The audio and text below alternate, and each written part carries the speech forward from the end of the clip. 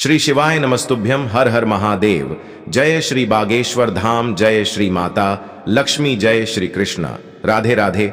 नमस्कार दोस्तों, एक बार फिर से आपका बहुत बहुत स्वागत है सनातन की बातें यूट्यूब चैनल में। तो चलिए इस वीडियो की मधुर शुरुआत करते हैं दोस्तों। हे भगवान शिव, हे जगत पिता, हे परमात्मा, सावन की आपकी इस वीडियो को जो भी सच्चे दिल से लायक करें, उसकी जन्म जन्मांतर की गरीबी को दूर कर देना, उसके दुख दर्द, राहु दोष, पितृदोष, यहां तक कि काल सर्प दोष भी दूर कर देना। हर हर महादेव। यदि आपकी इस संतान से कोई भूल हो जाए तो हमें माफ करना, हम सब आपकी ही संतान हैं। लाइक जरूर करें दोस्तों। इस बार 2024 में कितने सावन सोमवार पड़ रहे हैं? कोई कह रहा है 4 सावन सोमवार पड़ रहे हैं, कोई कह रहा है 6 सावन सोमवार पढ़ेंगे। किसकी माने किसकी नहीं। आज हम सारी गलत फहमी, सारी असमंजस की स्थिति दूर कर देंगे और व्रत में क्या खाएं क्या नहीं जानिए सब कुछ दोस्तों। सावन का महीना चल रहा है, ऐसे में हर कोई भगवान भोले बाबा को दिल से खुश करना चाहता है। हर किसी की इच्छा होती है कि वह सावन में भोलेनाथ को खुश करके अपनी सभी इच्छाएं और मनोकामनाएं पूरी कर ले। पर कई बार आप लोग ऐसी गलतियां कर देते हैं या कर बैठते हैं जिससे शिव क्रोधित हो जाते हैं। और यह बात तो आप जानते हैं कि भोलेनाथ यदि भोले हैं तो उनका क्रोध भी अत्यंत विनाशकारी होता है। भोले बाबा यदि भोले हैं, प्यारे हैं, तो उनका क्रोध भी अत्यंत विनाशी है दोस्तों। इसलिए अगर आपने या आपके घर में किसी ने व्रत रखा है या आप सावन को पूरे विधि विधान से पूरा करना चाहते हैं, तो आज के इस वीडियो में जो बातें बताई गई हैं उनको ध्यानपूर्वक सुनक समझ लें दोस्तों। सावन में कई ऐसे काम होते हैं जिनको करना वर्जित माना गया है दोस्तों। अगर भोले बाबा की कृपा हो जाए तो काल भी आपका कुछ नहीं कर पाएगा, क्योंकि कालों के भी काल हैं, महाकाल। इसीलिए अगर आप भी महादेव की कृपा पाना चाहते हैं तो सच्चे दिल से कमेंट बॉक्स में लिखें हर हर महादेव, ओम नमः शिवाय, और कमेंट में अपनी राशि जरूर डाल दीजिएगा। यदि हमारे पास सावन में आपकी राशि के अनुसार कोई उपाय होगा तो वह आकर हम आपके कमेंट में जरूर बताते हैं और आपको बड़ा लाभ होगा दोस्तों। सावन सोमवार व्रत में क्या खाएं क्या नहीं खाएं, सावन में लहसुन प्याज खाएं या नहीं, व्रत में नमक खाएं या नहीं, कौन सी गलती नहीं करनी चाहिए, पति पत्नी को दूरी क्यों बनानी चाहिए, और कौन से रंग के कपड़े नहीं पहनने चाहिए। ऐसी कौन सी गलतियां हैं जिसे सावन के दौरान हमें भूलकर भी नहीं करना चाहिए। और मंदिर में जो एक लोटा जल रखा जाता है, उस जल का हम क्या करें? पी जाएं या तुलसी में डाल दें या पेड़ पौधों में डाल दें या इस जल से स्नान करें। साथ ही सावन के इस पवित्र महीने में कितने सोमवार पड़ रहे हैं और सावन की समाप्ति कब है, आइए जानते हैं सब कुछ इस वीडियो में दोस्तों। सावन का महीना कोई मामूली महीना नहीं होता है। यह महीना साक्षात एक ऐसे प्रेम की सौगात लेकर आता है जिसका कि भक्तों को बड़ी बेसब्री से इंतजार रहता है। सावन का महीना इतना पवित्र होता है जिसका आप अंदाजा भी नहीं लगा सकते। सावन जब गरजते हैं तब धरती माता का शुभ, अत्यंत मंगलकारी विशेष स्नान होता है। सावन में प्रकृति स्नान करती है और जगमग्न हो जाती है।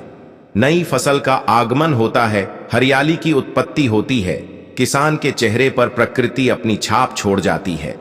सावन का त्योहार भारत में तो मनाया ही जाता है, लेकिन क्या आप जानते हैं विदेशों में भी सावन का पवित्र महीना बड़े जोरों शोरों के साथ और खुशी के साथ मनाया जाता है। नासा वैज्ञानिक मानते हैं सावन में प्रकृति आपस में बातें करती है और वातावरण सुगम हो जाता है, हरियाली की उत्पत्ति होती है और नए नए बीज उगते हैं। इस मौसम में हरियाली साक्षात महादेव का स्वागत करती है और महादेव से बातें करती हैं। आपको बता दें, शास्त्रों में सावन सोमवार का व्रत जो भी महिला या पुरुष करते हैं तो वह व्यक्ति भगवान भोलेनाथ का सर्वाधिक प्रिय हो जाता है। ऐसे व्यक्ति को भगवान भोले बाबा अपनी शरण में ले लेते हैं। धर्मशास्त्रों के अनुसार सावन में जो आसमान से जल बरसता है वह भगवान शिव की जटा से और श्री हरि के चरणों से होकर ही धरती पर गिरता है। सावन में बच्चे बड़े सभी को स्नान करना चाहिए। साक्षात भगवान शिव और श्री हरि का आशीर्वाद बरसता है। सावन में स्नान करने वाले छोटे छोटे शिशु, छोटे बालक, बच्चे, बूढ़े, बुजुर्ग, महिलाएं जब स्नान करते हैं तो इससे वह बीमारी से मुक्त हो जाते हैं। तू साक्षात सावन में स्नान नहीं करते, बारिश में स्नान नहीं करते, वह पापी कहलाते हैं। इसीलिए पाप से बचने के लिए सावन में स्नान, बरसात में स्नान अवश्य करना चाहिए। बच्चे महीने के हैं, दिनों के हैं तो उन्हें बरसात बत की थोड़ी सी बूंद मस्तक पर जरूर डलवाना चाहिए। बरसात की एक बूंद भी अमृत तुल्य। जो बरसात में स्नान नहीं करते उसको 100 पाप लग जाते हैं। दोस्तों, जो लोग लड्डू गोपाल की सेवा करते हैं तो लड्डू गोपाल हमारे सदस्य की तरह होते हैं, हमारे बढ़े अपने होते हैं, हमारे घर के राजा होते हैं, किंग ऑफ द वर्ल्ड होते हैं। तो ऐसे में भगवान श्री कृष्ण को या लड्डू गोपाल को बरसात में स्नान अवश्य करना चाहिए। सावन की पहली बरसात में लड्डू गोपाल को स्नान जरूर कराएं। उन्हें चांदी की थाली में या पीतल की थाली में या माटी की थाली में रखकर स्नान अवश्य कराना चाहिए। सावन की पहली बरसात लड्डू गोपाल को अत्यंत प्रिय है। लड्डू गोपाल की विशेष कृपा पाने के लिए सावन के पहले ही दिन लड्डू गोपाल को स्नान अवश्य कराना चाहिए। इससे साक्षात लड्डू गोपाल की पूरे परिवार पर कृपा बरसती है। लड्डू गोपाल बहुत प्रसन्न होते हैं, अत्यंत खुशी से झूम उठते हैं, नृत्य करते हैं, सावन में प्रसन्न रहते हैं। दोस्तों, सावन में कावड़ यात्रा का क्या कहना? शास्त्रों के अनुसार माना जाता है कि सबसे पहली कावड़ यात्रा भगवान परशुराम ने भगवान शिव को समर्पित अपने कांधे पर उठाई थी और तभी से भगवान शिव को प्रसन्न करने के लिए काव यात्रा की जाती है। दोस्तों, लेकिन क्या आप जानते हैं सावन में 10 ऐसे नियम हैं जो आपको जानना बहुत ही आवश्यक है। अगर इन नियमों का पालन अगर आप अपने जीवन में नहीं करते हैं तो आपको भगवान शिव के क्रोध का सामना करना पड़ सकता है। आपका पूरा परिवार गरीबी, निर्धनता और बर्बादी का सामना कर सकता है। दोस्तों, आज की वीडियो बहुत ही सुंदर है। वीडियो को अंत तक जरूर देखें क्योंकि अधूरा ज्ञान हमेशा खतरनाक साबित होता है। इसलिए वीडियो को पूरा अंत तक जरूर देखें और सच्चे दिल से कमेंट बॉक्स में लिखें हर हर महादेव, ओम नमः शिवाय। वीडियो को लाइक जरूर करें। आइए जानते हैं दोस्तों, सबसे पहले जानते हैं सावन सोमवार व्रत की तारीख। पहले सोमवार का व्रत 22 जुलाई, दूसरे सोमवार का व्रत 299 जुलाई, तीसरे सोमवार का व्रत 5 अगस्त, चौथा सोमवार व्रत 12 अगस्त, पांचवां व्रत 19 अगस्त को रखा जाएगा। सावन का पवित्र महीना 22 जुलाई को पड़ा है और इसी दिन सावन का पहला व्रत सावन सोमवार पड़ा है, जो कि बहुत ही शुभ और अत्यंत दुर्लभ मंगलकारी माना जा रहा है। पहले दिन सावन सोमवार का व्रत विशेष है, दुर्लभ है, कई सैकड़ों सालों के बाद जाकर के महासंयोग आ रहा है। इस शुभ दिन पर लाख करोड़ों श्रद्धालु लोग व्रत अवश्य रखेंगे और व्रत में कई ऐसी चीजें खाएंगे जिससे व्रत की पूर्ति होगी। शिव व्रत सावन सोमवार व्रत पूर्ण माना जाएगा, लेकिन ऐसे में हम जानते हैं व्रत में क्या खाएं और क्या नहीं खाएं। दोस्तों, अगर आपने सावन सोमवार का व्रत रखा है तो आप इस दिन सात्विक भोजन ही करें। यह निर्जला व्रत नहीं होता, इसीलिए इस व्रत में सेंधा नमक से बनी चीजें खा सकते हैं।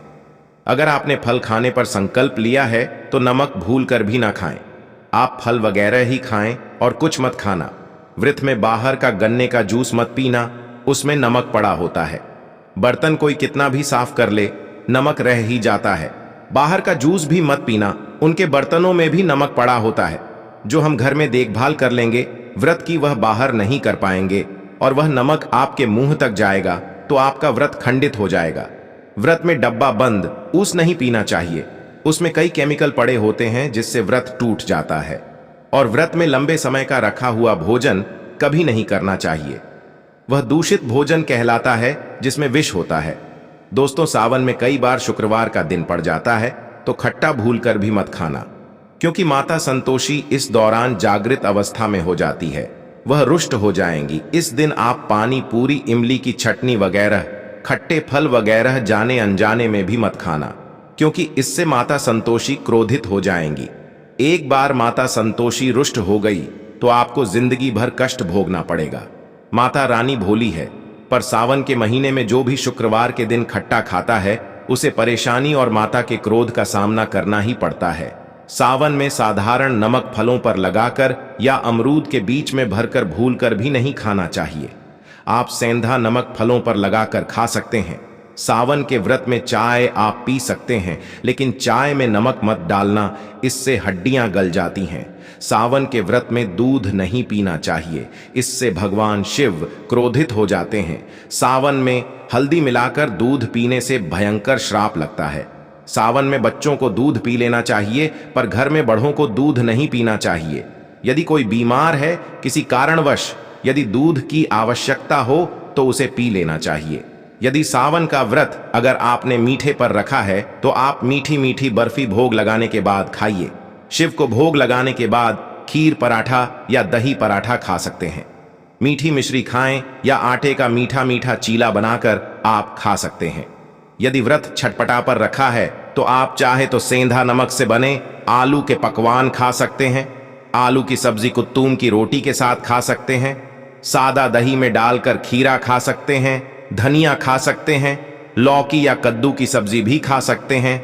और आटा खाते समय आटा ध्यान से देख लें, पुराने आटे में कीड़े पड़ जाते हैं, जिससे आपका व्रत खंडित हो सकता है। व्रत भारी को सावन सोमवार के व्रत में बेसन, मैदा, सत्तू, अन्न और अनाज का सेवन नहीं करना चाहिए। सावन में जितना जल्दी हो सके। सावन शुरू होने से पहले यदि घर में आपके बैंगन की सब्जी या साबुत बैंगन रखा हुआ है, जो कि बैंगन को इंग्लिश में ब्रिंजल बोलते हैं, यदि घर में हो तो तुरंत हटा दें।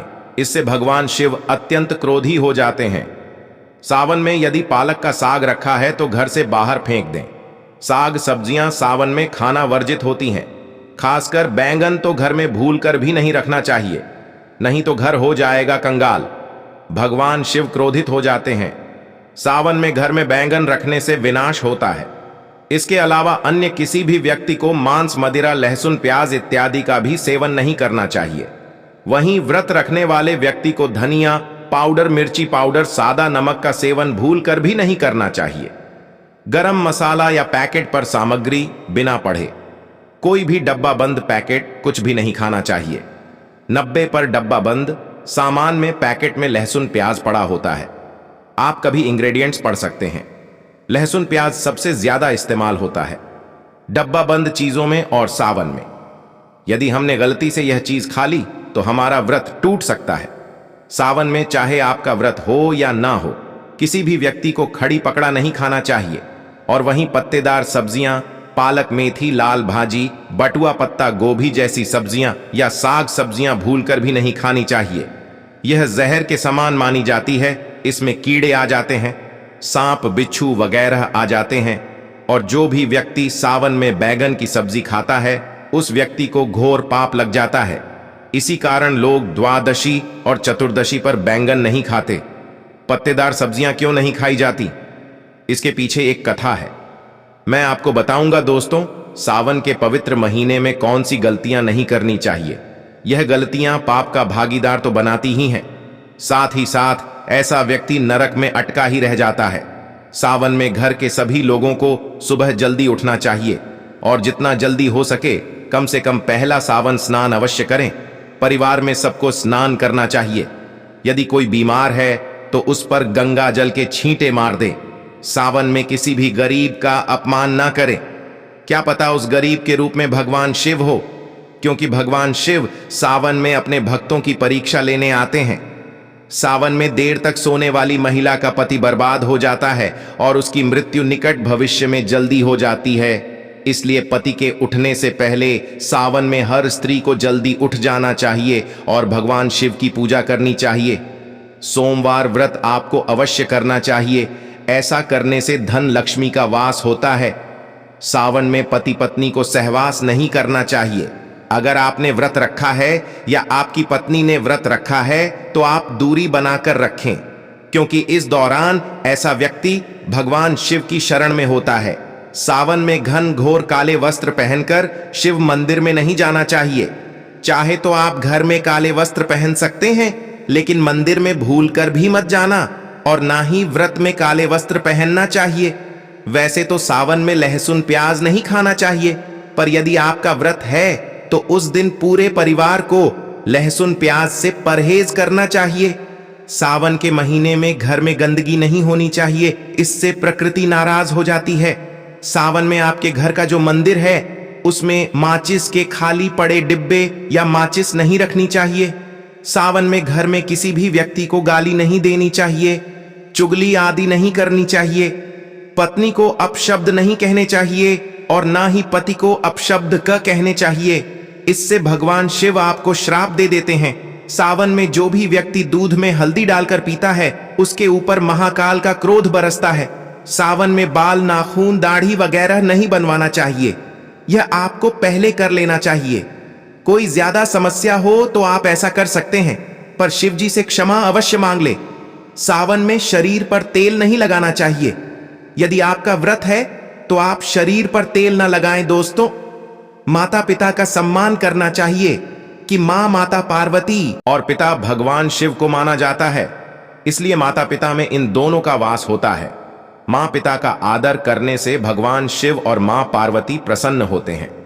सावन में देवी देवता से जुड़ी कोई भी शुभ चीज उपहार के तौर में कभी किसी को मत देना, नहीं तो भगवान शिव आपके घर से सदैव के लिए चले जाएंगे। दोस्तों, अब जानते हैं सावन के इस पवित्र महीने में शिवलिंग पर कौन कौन सी चीजें नहीं चढ़ानी चाहिए जिससे आपको पाप ना लगे। शिव पुराण के अनुसार शिव भक्तों को कभी भी भगवान शिव को तुलसी, हल्दी और सिंदूर सहित यह 6 वस्तु नहीं चढ़ानी चाहिए। पौराणिक कथा के अनुसार केतकी के फूल ने ब्रह्मा जी के झूठ में साथ दिया था, जिससे नाराज होकर भगवान भोलेनाथ ने केतकी के फूल को श्राप दिया। इसलिए केतकी का फूल शिवलिंग पर नहीं चढ़ाया जाता और वहीं नारियल का पानी भी शिवलिंग पर कभी भी अर्पित नहीं करना चाहिए।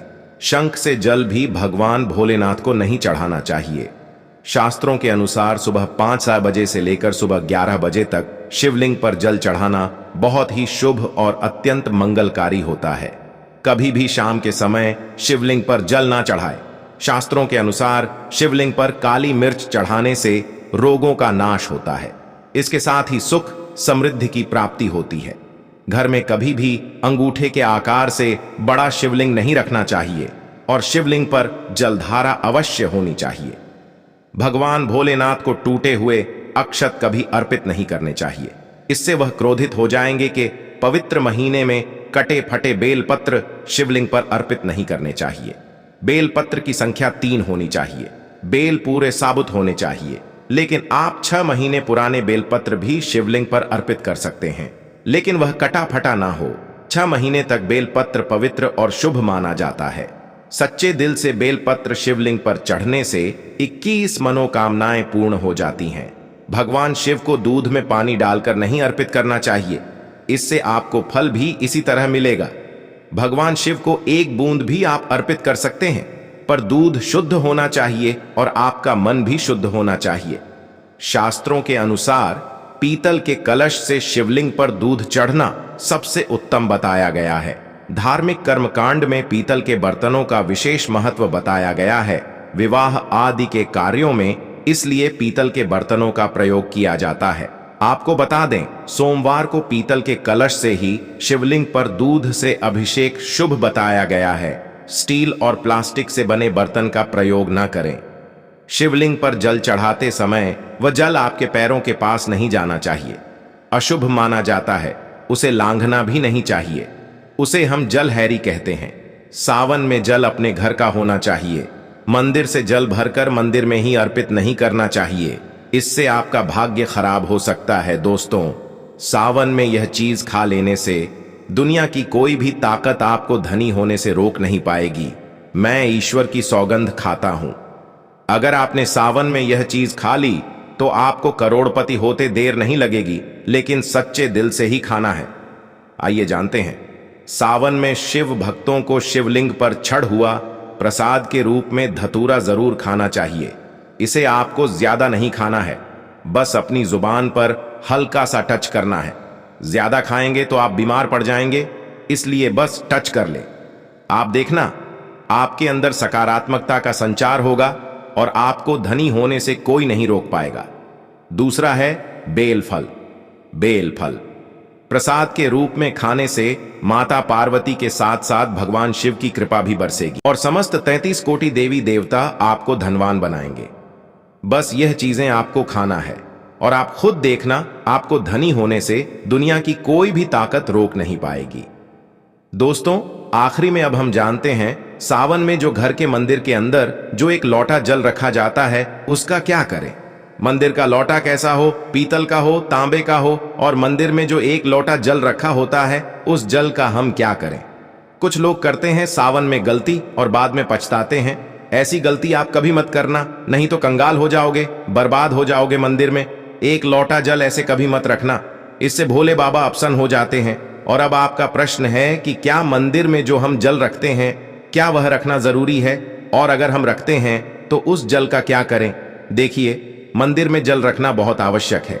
जल एक ऐसी चीज होती है जिसमें सभी प्रकार की जो एनर्जी होती है ना, ऑब्जर्व हो जाती है। तो जो हम पूजा पाठ करते, मंत्रों का जप करते हैं या वहां पर प्रार्थना करते हैं, जो भी हमारे अपने मन की कामना भी कहते हैं, भगवान से तो सभी चीजें उस जल में समाहित हो जाती हैं। इसीलिए पूजा करने से पहले घर के मंदिर में एक लोटा जल रखा जाता है और उसके बाद दीपदान मतलब एक दीपक प्रज्वलित कर दिया जाता है। यह अग्नि और जल का एक तरह से बैलेंस भी हो जाता है, और इसीलिए शास्त्रों के अनुसार घर के मंदिर में एक लोटा जल भी हमेशा होना चाहिए और दीपक भी प्रज्वलित करना चाहिए। तो अब इस जल का करना क्या चाहिए।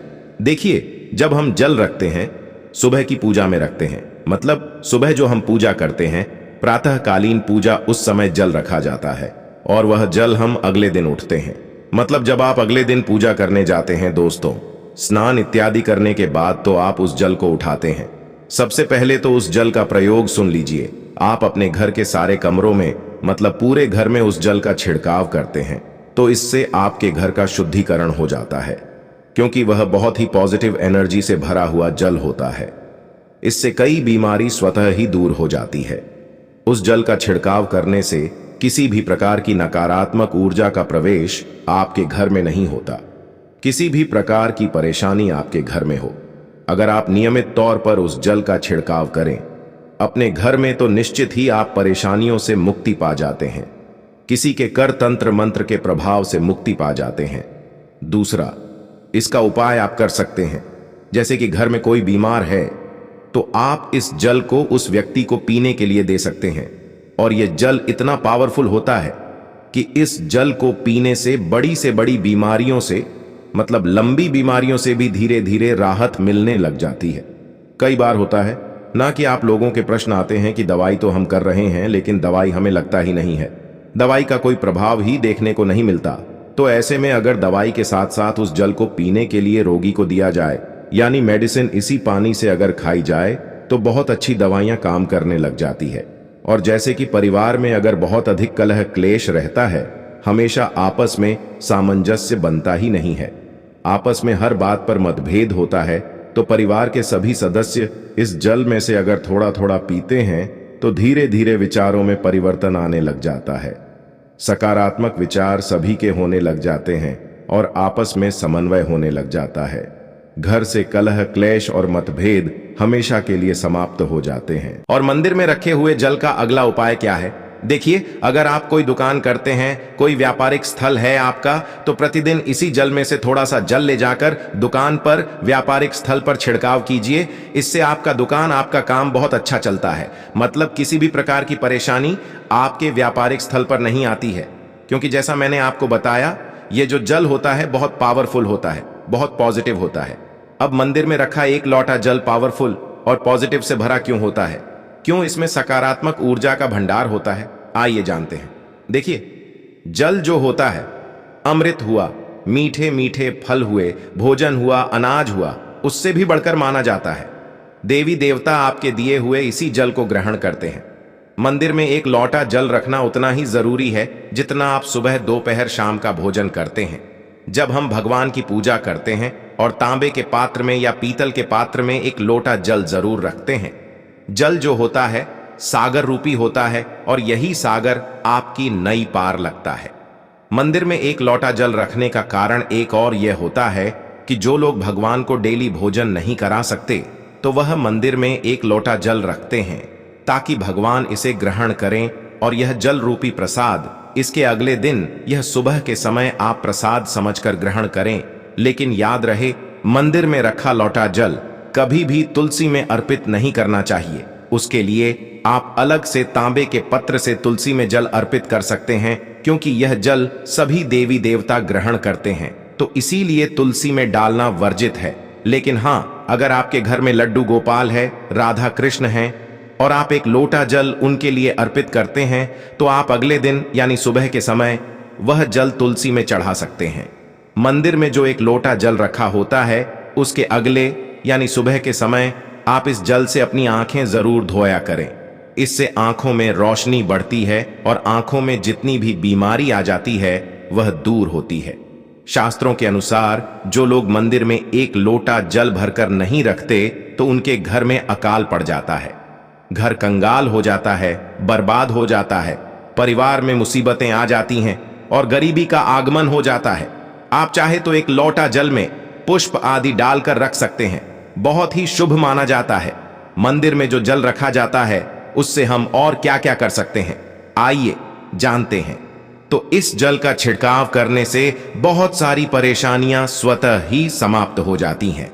जैसे अगर आपके दुकान पर किसी की नजर लगी है, बहुत से लोगों के प्रश्न आते हैं कि हमारे काम को किसी ने बांध दिया है, मतलब किसी की बुरी नजर ऐसी लग गई है कि पहले तो दुकान बहुत अच्छी चलती थी, अब नहीं चल रही है। तो आप इस उपाय को कर सकते हैं, निश्चित ही बहुत जल्द ही आपको परेशानियों से मुक्ति मिल जाती है और दिन दुगनी रात चौगुनी आपके व्यापार में तरक्की होती है। और हाँ, मंदिर में रखे हुए जल को आप अपने घर की रसोई में खाना बनाने में, पीने में भी प्रयोग कर सकते हैं। लेकिन खाना बनाने में प्रयोग तभी कीजिए जबकि आपके घर में बिल्कुल सात्विक भोजन बनता हो, मतलब लहसुन प्याज अगर आपके घर में बनता हो तो खाना बनाने में इस जल का प्रयोग नहीं किया जा सकता है। फिर आप इस जल को थोड़ा थोड़ा परिवार के सदस्य मिलकर ग्रहण कर सकते हैं और बचे हुए जल को आप अपने घर में पौधों में डाल सकते हैं।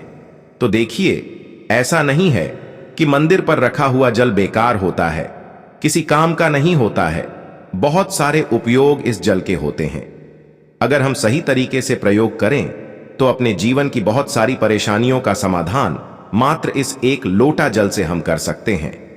तो ध्यान रखिए कि मंत्रों से अभिमंत्रित जल बहुत महत्वपूर्ण होता है, बहुत शक्तिशाली होता है और हमारे घर के मंदिर पर रखा हुआ जल देवताओं का आशीर्वाद होता है, क्योंकि पूरे समय वह देवताओं के पास होता है।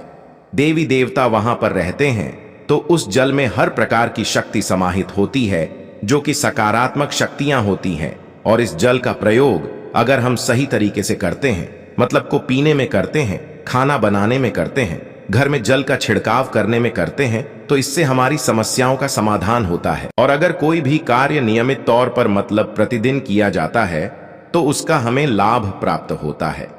कभी कभी करेंगे तो निश्चित ही आपको उतना लाभ दिखाई नहीं देगा, लेकिन अगर आप नियम बना लेंगे कि हर रोज उसी जल से घर में छिड़काव करना है, घर में प्रत्येक व्यक्ति को थोड़ा थोड़ा पीने के लिए देना है, बचे हुए जल को पौधों में डाल दीजिए, दुकान पर छिड़क दीजिए, अपने घर के व्यापारिक स्थल पर छिड़काव कीजिए, बच्चों की बुक्स शेष में, अपने घर की तिजोरी में, हर जगह इस जल का छिड़काव कीजिए और नियमित तौर पर कीजिए। चमत्कार आपको निश्चित ही देखने को मिलेगा। इसी प्रकार से जो रसोई में रखा हुआ जल होता है, उसका छिड़काव अपने घर के मुख्य द्वार पर कीजिए, तो इसका भी आपको लाभ बहुत ही शीघ्र दिखाई देगा। लेकिन इसे अपने रूटीन में शामिल करना होगा, प्रतिदिन नियम से यह कार्य करना होगा, तभी आपको लाभ देखने को मिलेंगे। और हाँ, कई लोगों के प्रश्न आते हैं कि मंदिर पर जो रखा हुआ जल होता है, तो जब हम अगले दिन उठाते हैं तो उसमें कई बार कुछ चीजें पड़ जाती हैं, कोई कीड़े मकोड़े पड़े जाते हैं। क्योंकि खुला होता है तो क्या हम उसे ढक सकते हैं? जी हाँ, बिल्कुल ढक सकते हैं। जब आप पूजा करते हैं सुबह के समय, तो जब तक पूजा कर रहे हैं, जब तक मंत्र उच्चारण कर रहे हैं, तब तक जल खुला रखिए।